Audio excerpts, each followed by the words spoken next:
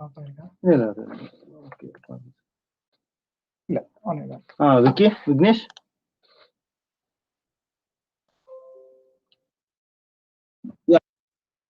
Okay start பண்ணிக்கோங்க live.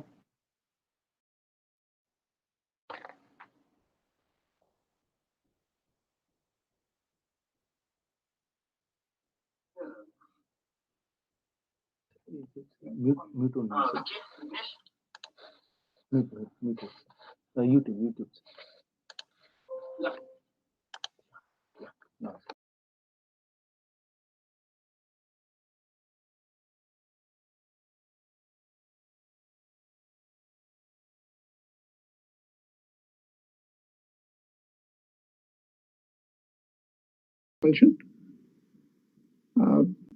Can post your questions on the chat box. I'll try to answer it one by one.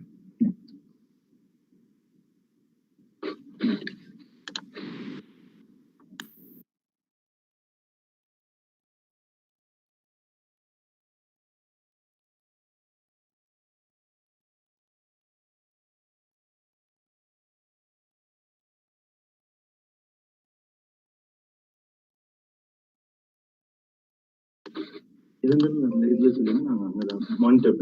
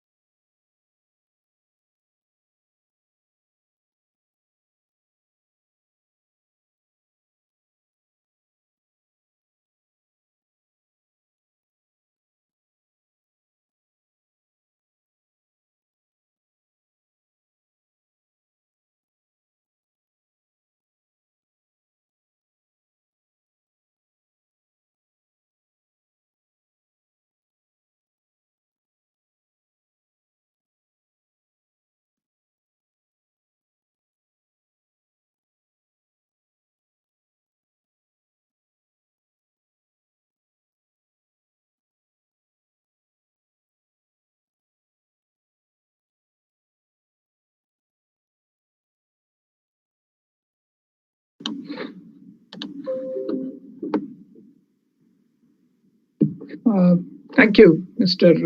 Raja Vignesh, for your comment. I'm glad to learn that you're enjoying the course. If you have any questions, please let us know through the chat box.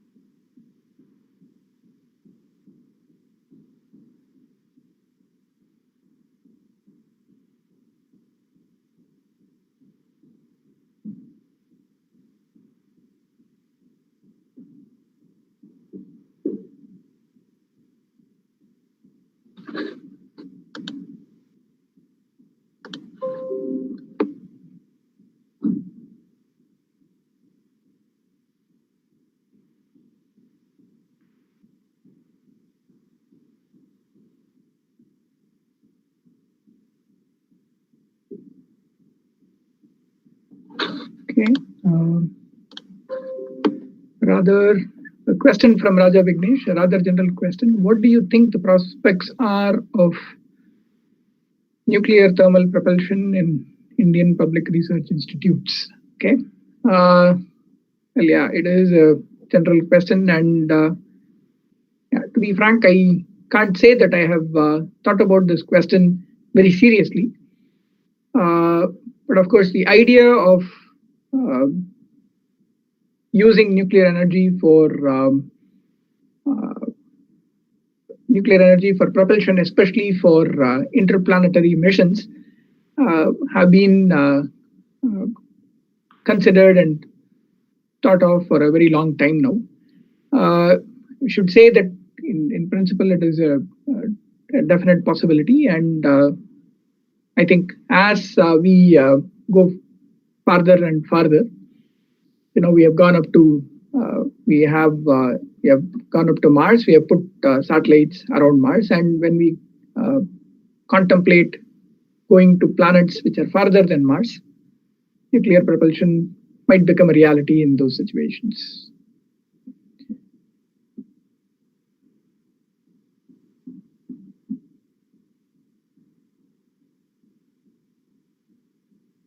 Well, of course, your question is slightly different. In prospects of nuclear thermal propulsion in Indian public research institutes. Okay, that's a very specific question. Well, probably your question is motivated by the fact that there is probably not much of visible research in this area in the institutes. As I said, as a need arises, problems of academic interest might also come about, and yes, there are definitely prospects, is what I would say.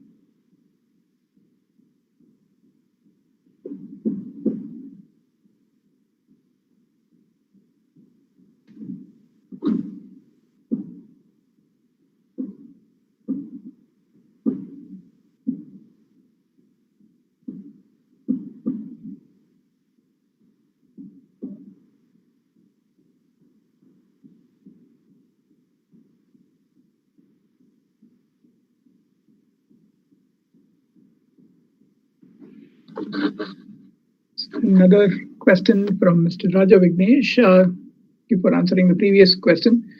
Why don't Indian missiles using liquid propellants like Russian missile systems? Okay, use liquid propellants like the Russian missile systems.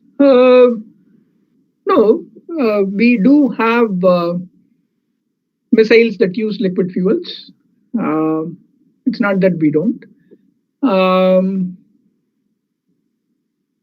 I don't know exactly which one, but there is in the integrated guided missiles program, there is at least one missile that I know of which uses liquid fuels.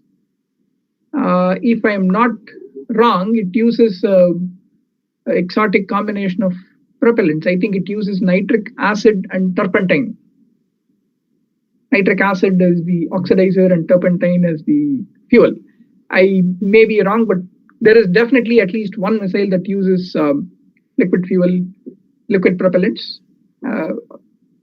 If you just do a Google search, you should be able to find it. Yeah. And this is as far as liquid propellant. I mean, missiles using liquid propellant rockets are concerned. But we also have missiles that use gas turbines as propulsion systems. So gas turbines, they'll use liquid fuel as the propellant. For example, the latest, again, I'm not able to recall the name of the missile, but if I'm not wrong, it is NAG, uses a gas turbine engine as a propulsion device.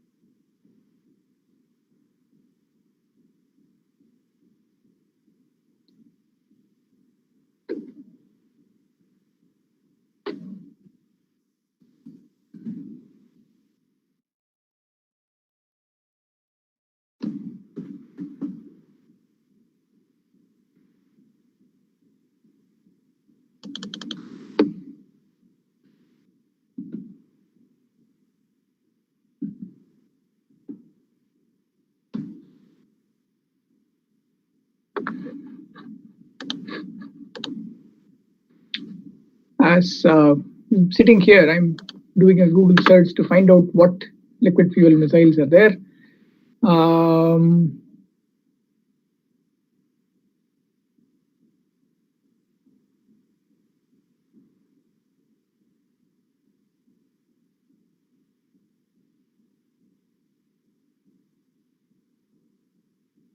The Prithvi 1 is a liquid fuel propelled missile. It's just that I'm not able to get the information on. Probably this is the one that uses turpentine and nitric acid, I believe. Yeah.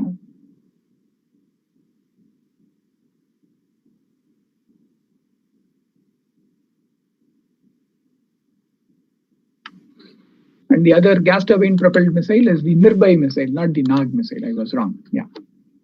Okay. There's another question. What kind of air-breathing propulsion systems are mostly used for missiles? It depends. I would say the most common ones are a ramjet or a gas turbine engine. Again, not good with the names of the missiles, but there is one missile at least in which a ramjet is used. If I'm not wrong, it's Akash. Uses a ramjet propulsion system. That's an air-breathing propulsion system. And as I was mentioning earlier, the Nirbhay missile, which uses the Manik small turbofan engine, is a small turbofan engine, which is an air-breathing propulsion system. These should be the two common propulsion systems. Yeah. And which is used where depends on what kind of application you're looking at.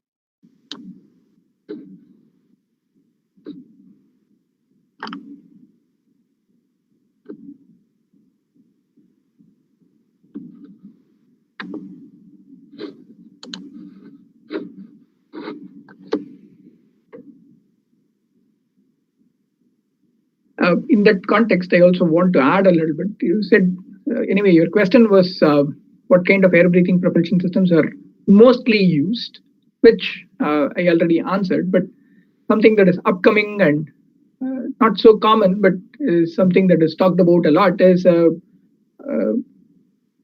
scramjet or a hypersonic speed vehicles, which use a scramjet engine, which was discussed in the last week of the course, or in the current week of the course, the scramjet is being discussed. So that is not so common, but it is upcoming and has a lot of potential.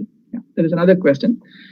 How do you think baffles compare to multiple combustion chambers to solve the combustion instability issue?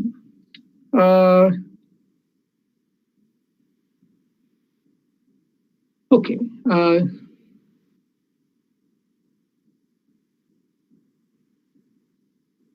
See, you have to go one step further and ask the question as to why F1 had instability while RD-170. See, F1 had a very serious case of instability, but the instability in RD-170 was almost always absent, except for perhaps during some transient operational times. The principal difference which distinguishes the RD-170 from F1 is RD-170 has coaxial injectors. On the other hand, F1 has impinging injectors. And in one of the in the lecture on instabilities in liquid propulsion systems, you would have learned that the more uniform the heat release is, the better the engine in terms of stability. And therefore, if you look at it, if you have impinging injectors, there is a lot of chaotic movement of fuel and oxidizer, which creates a very intense but a very non-uniform heat release zone in the F1 engine. And that seems to be the primary reason why F1 was unstable in the first place. But if you take RD-170, you have coaxial injectors. Therefore, the heat release is fairly uniform and well distributed in the axial direction. And the engine has a very high levels of intrinsic stability. So I would say that the baffles used in F1 to fix the problem was a stopgap arrangement. See, no other liquid propellant engine, big liquid propellant engines, small ones may still use hypergolic propellants with impinging injector configurations. That's a different story. But large engines of the F1 class or even bigger engines like RD-170, the impinging injectors are not used. F1, a large engine with impinging injector is probably, there was only one engine of that kind, which was F1, which had serious instability problems, which was fixed using baffles. It worked, it flew, the mission was successful, but it was never pursued as a long-term strategy for developing large engines. F1 was not used as a template for developing other large engines. It was one-off kind of engine. On the other hand, if you look at RD-170, so many engines, including the latest engines developed by SpaceX, use coaxial injectors. And the simple reason is that it offers much better stability compared to an impinging injector. So F1, so let me just summarize, which was a longish answer. To summarize, F1 was a large liquid propellant engine with impinging injectors with serious instability problems solved or fixed using baffles. No other, to the best of my knowledge, no other large engine program used F1 as a template to develop engines. And it was a one-off case, problem was solved, the mission was successful, and that's it. But if you look at RD-170, it's a template. It has served as a template for several large engines simply because of the fact that it is much more superior in terms of stability because of the fact that it uses coaxial injection. hope that it was a longish answer, but I hope it clarifies your question. Yeah.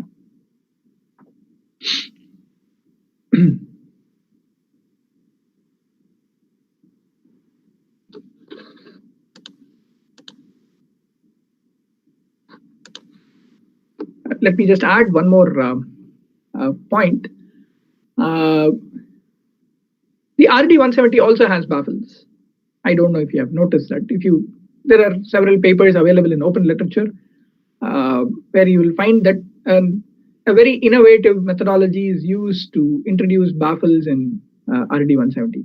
You have a large number of injectors, hundreds of injectors, and some of the injectors are allowed to protrude into the combustion chamber, creating a baffle. So an interesting question that you can ask and try to answer, which I have posed and I myself am trying to answer, is if coaxial injectors are stable, what is the need for baffles in the first place in an engine like RD-170? This is a very interesting question, and I think finding an answer for it is going to be useful for future engine developments. Think about it. Okay. Yeah.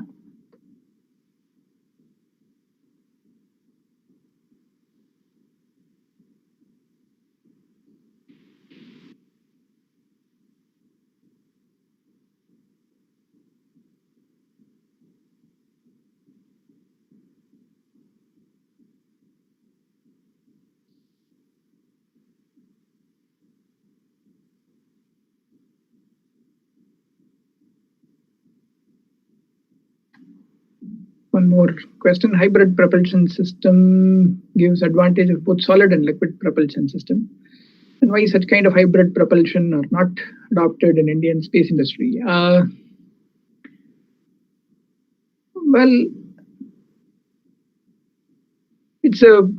let me start by saying that it's a very good question and has been asked by many distinguished scientists in this country in the past, and it is still being asked.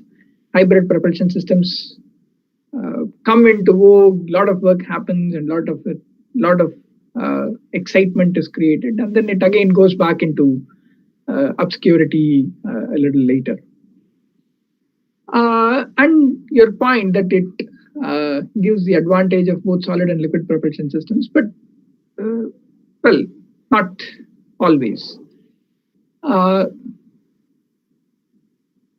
In terms of initial thrust, it will not be able to match a solid propulsion system. A solid propellant system will still give you, can be designed to give very, very high initial thrust, and sometimes that is all that is needed. And one advantage of a hybrid system is that it is throttleable. Of course, liquid propulsion system is also throttleable, but you have to carry both the propellants. But in the case of a hybrid propulsion system, you have a solid fuel usually, and a liquid oxidizer which is carried, and you can adjust the thrust by throttling the oxidizer flow rate, which could be liquid oxygen or nitric acid or one of these things. Well, one way to put it is it has the advantages of both the solid and the liquid propulsion systems, but not quite. It still requires a lot of, the robustness that is offered by the liquid propulsion system or the solid propulsion system is still not there in the hybrid propulsion system. And it may find a specific application and it should be deployed, and there is a learning curve. It's one thing to build an engine and demonstrate that yes, it works and it can be controlled and can give the required performance, but it's a completely other thing to put it on a vehicle and launch it. And that level of confidence is not being developed. It comes with time and research and development, and the confidence building has to happen over a period of time, maybe a decade or two, before these engines can be thought of as a solution for space or defense applications. So I'm not saying it has disadvantages and it has prevented that. It's just that level of effort, the amount of effort that has gone into developing solid propulsion systems or the amount of effort that has gone into developing liquid propulsion systems has not gone into hybrid propulsion systems. it will happen. It will, hopefully it'll happen in the coming decades.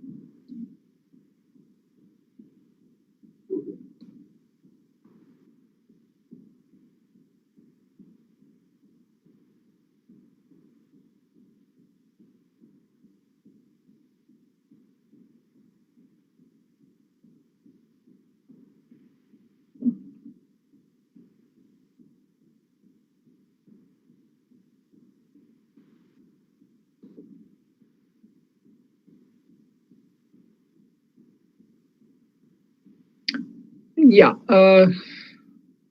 Pranjal has a question. Actually, I was thinking of working on it as my final year project. What is the scope of working on this in India? I meant there are many foreign students who have been working. So there's a lack of resources or guidance. Neither. We have the resources. We also have, a lot of groundwork needed for developing hybrid rockets. Have occurred in the late 60s, early 70s, and maybe even into 80s. So the know-how of or the fundamental research was done right here in India. In fact, a lot of work happened in Institute of Science, Bangalore.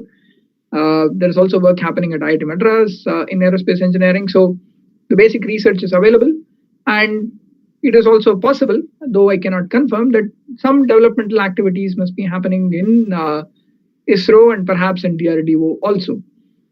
So it's not lack of resources or guidance. It is only about finding an appropriate application for it, which will drive the development of a robust, getting it as a project for your final year work. I think it's a good area to explore. And I'm assuming you are it depends actually. Are you if you're an undergrad student, you shouldn't think too much about it. You should just get into the problem and learn as much as you can in the time that is available to you. If you're a master's student, yes, even then I would say that you should take a more careful look at what has happened in this country and elsewhere in hybrid rockets. Take a deeper look at open issues and try to solve. Try and see if you can pick one of those issues and propose a solution. And I would suggest if you're an undergrad student, you should just do it as an exploration. If you're a postgraduate student, you should explore, find a small problem to solve, which will provide you with some learning.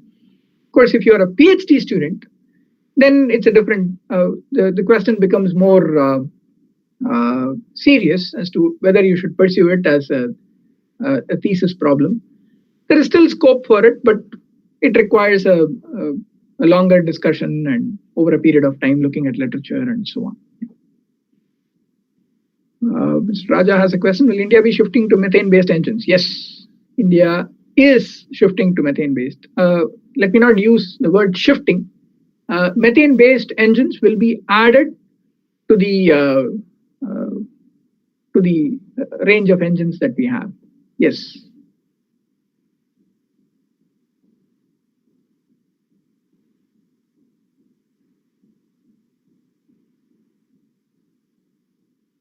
Okay. Pranjal says he's an undergrad student, quite interested in this technology. Yes. See, you don't have to decide on what you will do right away.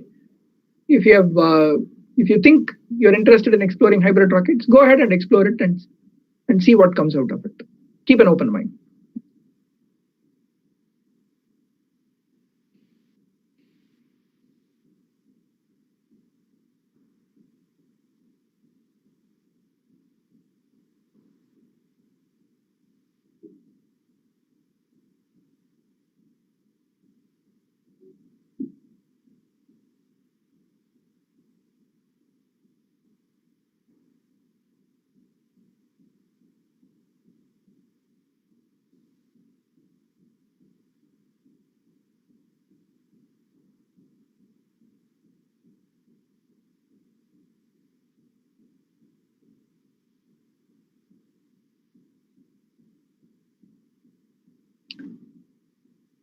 so far, all questions have been general questions. I haven't had any question which is on combustion. Okay, there is another general question. Can you list some new trends in this field that are picking up pace? New trends, yeah. LOX methane engines are a trend. There are not many that are available, so there is a need to build LOX methane engines. That's one thing that is happening. Even LOX kerosene engine, though RD-170 is available and RD-170 has been available for a long time, maybe 50 years now, but still there is a scope for developing better engines, better semi-cryogenic engines, more powerful semi-cryogenic engines. So that's another trend. Of course, hypersonics, scramjet engines are very few systems that have been built. None have reached a point where they're deployed in large scale. There have been only demonstration projects. Of course, ISRO has demonstrated a scramjet, so has DRDO and several other organizations across the world, but they have not become a standard part of the propulsion capability of any country for that matter. So there'll be a lot of exciting developments that will happen in that direction also. So with the opening up of the space, cheap access to space is what is driving this field, and the pioneer leader is SpaceX, but there'll also be a lot of followers, and there'll also be a lot of scope for the followers to contribute to this field. Hope that answered your question.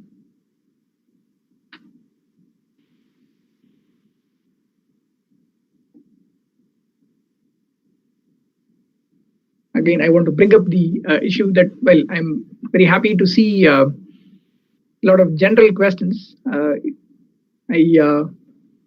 would be more pleased if there are specific questions on theory of combustion or its application to propulsion. I haven't seen any specific question yet. Not that there is anything wrong with asking general questions. I'll be happy to answer, but I would urge you to think of questions that you may have in combustion theory as it is applied to propulsion.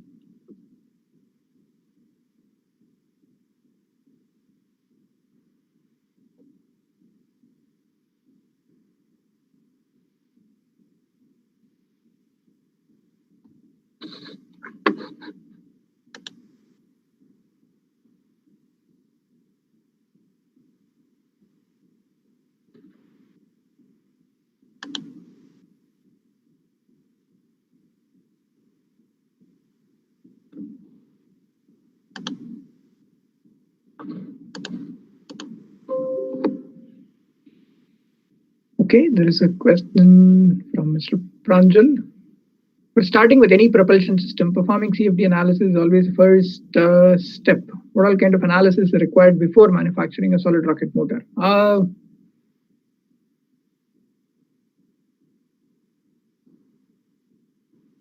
Okay.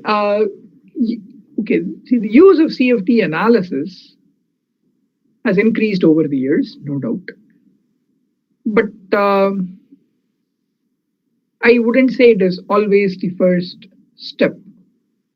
In fact, it is very rarely the first step. Since you have asked this question in the context of a solid rocket motor, of course, the first question is, given a requirement of let's say a trajectory, or let's take the trajectory. So given the requirement in terms of a trajectory and the capabilities of a system in terms of what kind of guidance, control, and navigation is needed, you back calculate and get a thrust time profile.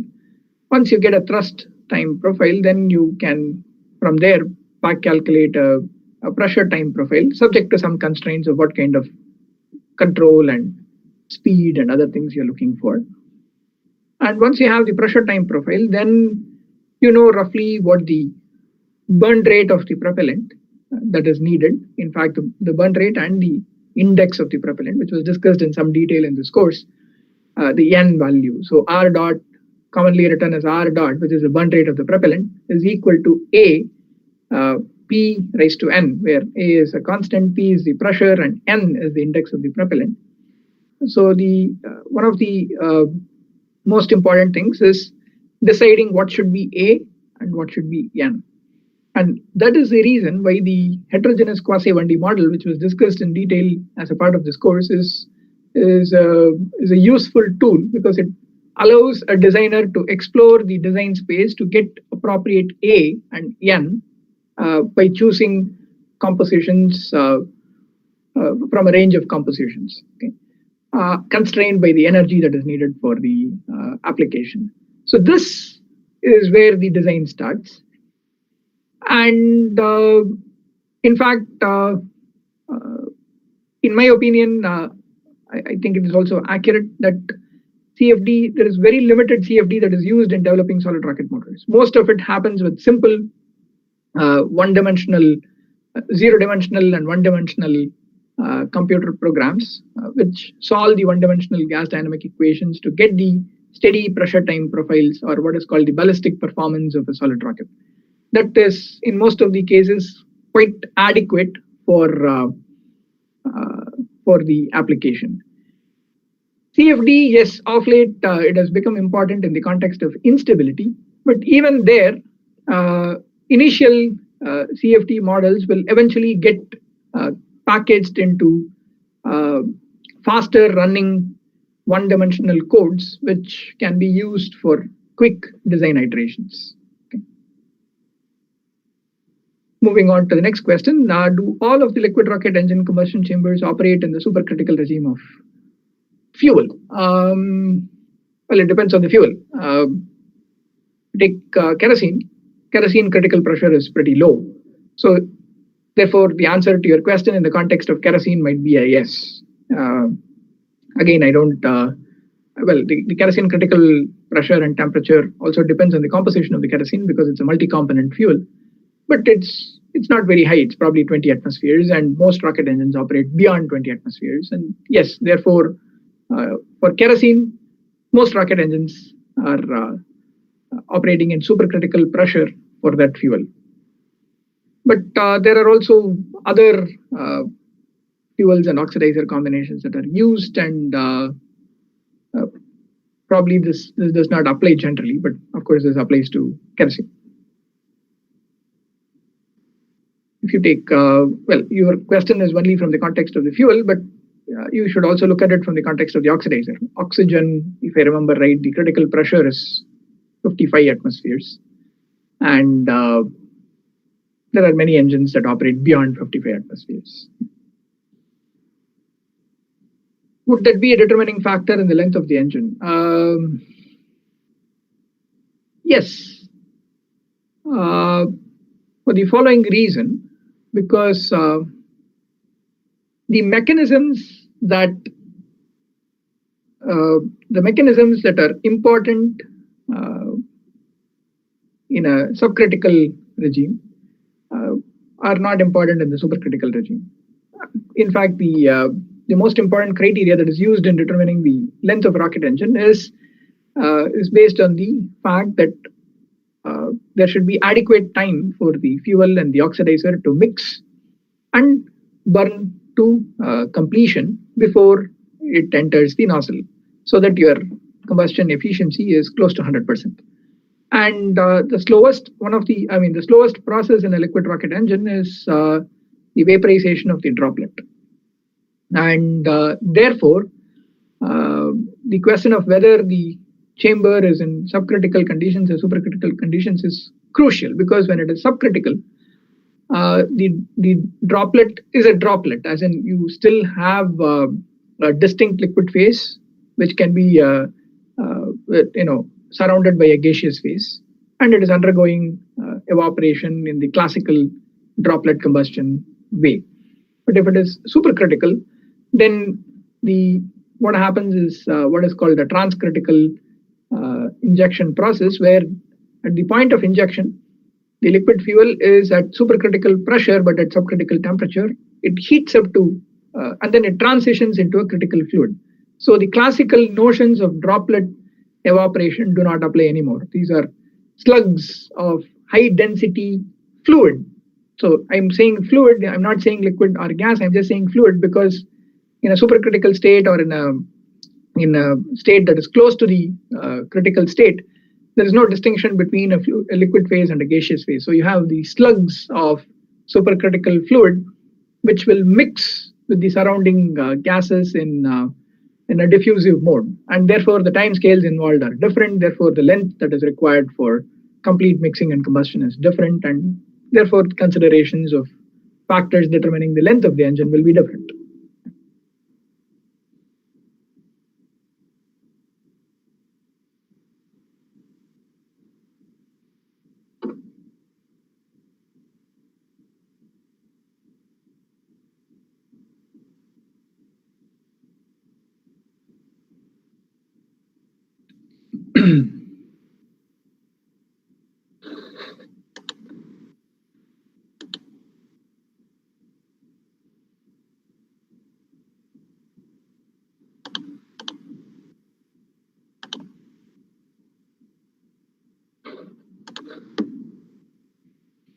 Based on my previous question, why don't we use regenerative cooling in gas turbine engines to vaporize the fuel before injecting it?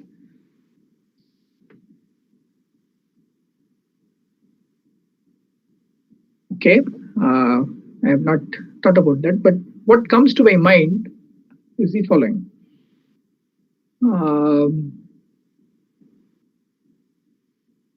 You take a liquid rocket engine. The mixture ratio is such that you have actually considerable amount of liquid fuel relative to the amount of oxidizer, and therefore you can use it for regenerative cooling. If you take a gas turbine engine, it's very little fuel that is carried, because the air to fuel ratio under which a gas turbine engine operates, the overall might be between 30 and 40, and there is very little fuel to begin with. And the cooling requirements are also very different for a liquid rocket engine compared to a gas turbine engine. So, and it flies within the, there is already a lot of air that is carried through the engine. If you take a turbofan engine, the bypass stream is hardly at 500 kelvins, and that should take care of most of the cooling requirements, and therefore there is no need for using the fuel as a regenerative coolant. And well, yeah, I think that will be my answer. I'm not sure if that answer is, covers all the aspects of it, but I think it broadly should be correct. Yeah.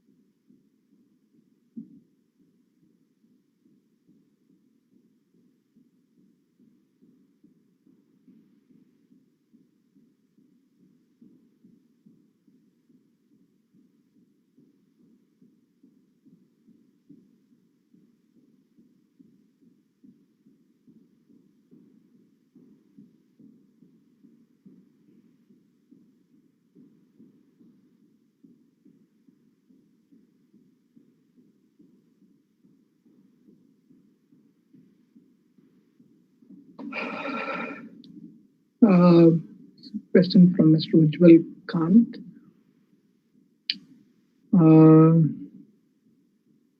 can you tell us what is the scope of scramjets currently in industry? Yeah, this came up a little earlier. We need to keep in mind that it's a very specialized technology with a very specific application. So when you ask what does it mean in the context of an industry, you need to keep in mind that there are not going to be like several industries manufacturing hundreds of scramjet engines. It's going to be a few hardwares which very specialized agencies like ISRO and DRDO will manufacture and test, and hopefully at some point might manufacture about a total of 20 or maybe 50 hardwares which will become propulsion systems for missiles. And the technology is quite complicated and requires a lot of R&D to realize a workable or a working hardware. But ultimately, I think maybe in the next 50 years, maybe 20 hardwares will get built. Of course, there are enabling technologies that are needed in terms of materials and cooling and development of new fuels like endothermic fuels.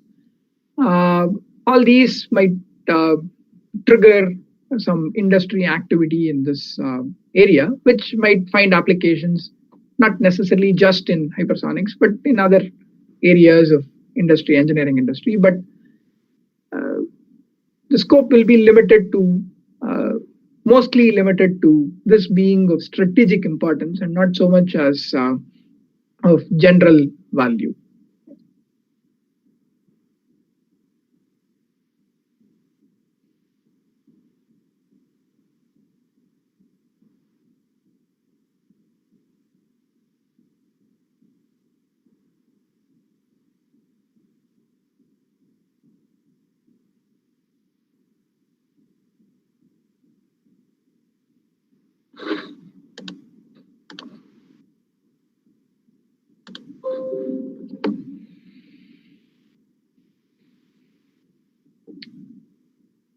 Mr. Pranjal has one more question. What kind of fuels would most preferable for scramjet engines and why? Please explain. Okay. One obvious choice is hydrogen because you're looking for fuels that are easy to ignite. So hydrogen is a candidate fuel. But hydrocarbons are also contemplated, for example, ethylene and even kerosene is being contemplated as a fuel for scramjets. Factors affecting the choice or factors influencing the choice of fuels,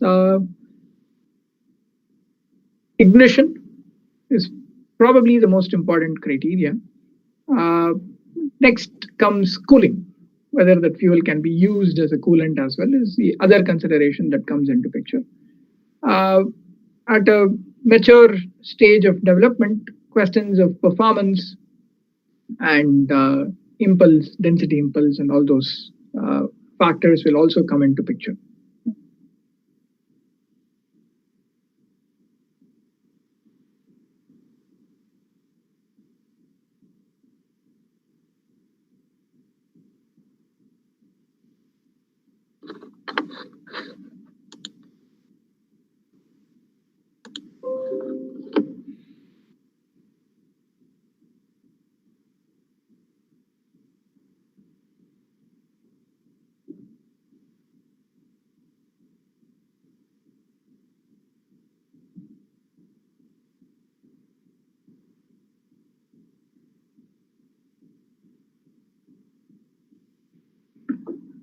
I've heard of kerosene with effervescence as a fuel for scramjet. Is it the best option currently? Well,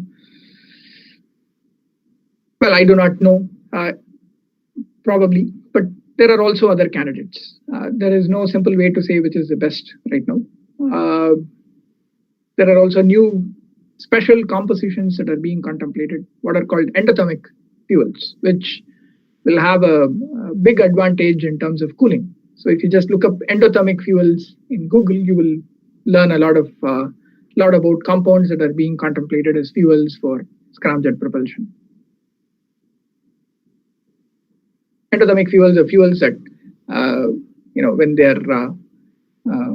they're heated, they will undergo transformations that are endothermic, and therefore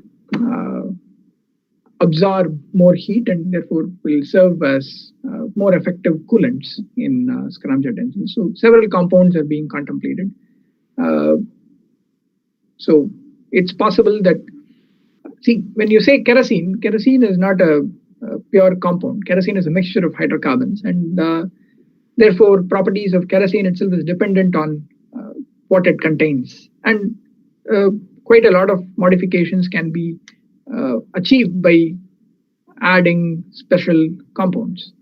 And therefore, by using kerosene as a template and by playing around with the composition, it may be possible to create some very good endothermic fuels, which will become an option for, or may become the best option for, scramjets.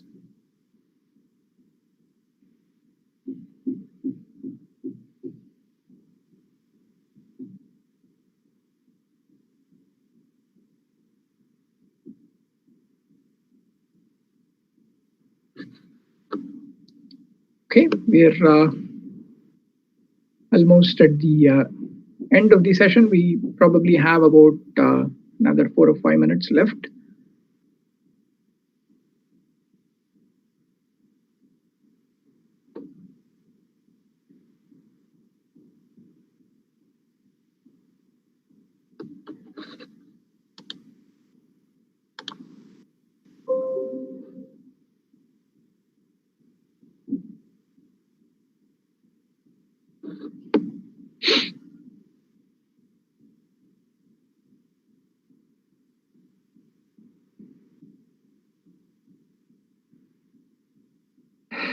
Any thoughts on the Gaganyaan spacecraft? The question is too general for a discussion here. I mean, no specific thoughts. I hope and wish that it becomes a big success. That's about all I am thinking about right now about Gaganyaan. Yeah.